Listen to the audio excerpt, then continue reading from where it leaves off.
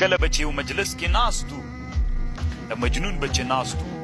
او غږېده به نه لیونی سوی په سر به یې خاورې شیندلې کالي به یې شکو ډېره ښه ځواني یې م ووایي ډېر ښایسته سړی و په نسبت سره لیلا ته ډېر ښایسته و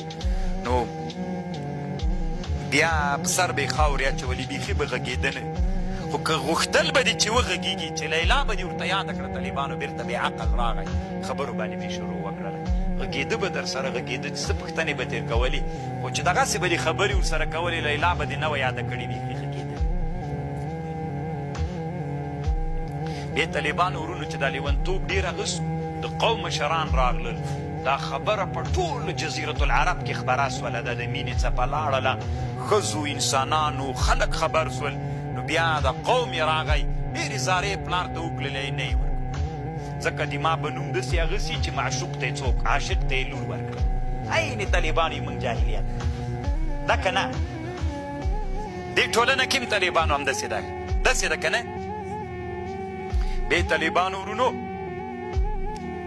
قوم ورته راجګ سو بیا یې ورته ویلې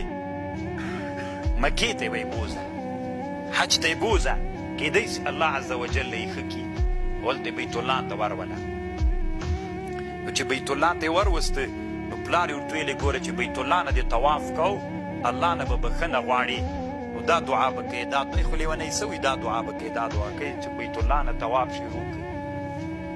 نو الله ته یې وویلې دا شعر داسې چې الله پاکه ما ته لیلا راکړه انسانان توبې ته راغلي خو زه لیلا غواړم که دې لیلا راکړله بیا به زه داسې توبه در وباسم چې نور انسانان به بیخي هغسې توبې نه باسي خو زه الله اول پلار ورته ویلې مه غواړه دا دعا که ده ورته ویلې هغه یې نه دا دعا وکوي نه دا دعا نه کوي بیا طالبانو حج ته راوستلي بیا چې مینا ته لاړو نو په مینا کې بیرته لږ سراخه غوندې سو وی چا غږ وکړه په دې مینا خیمو کې یو چا غږ وکړه لیلا داسې غږ یې چې وکړه وایي دی بېهوشه سو بیرته راوغورځېده بله لیلا وه طالبانو هغه هم ښځې لیلا ځکه هلته خو ډېر انسانان خیمې وهلي وي وایي چې بېهوشه سو بیرته په مخ باندې اوبه ور وپاشلې بیرته راغی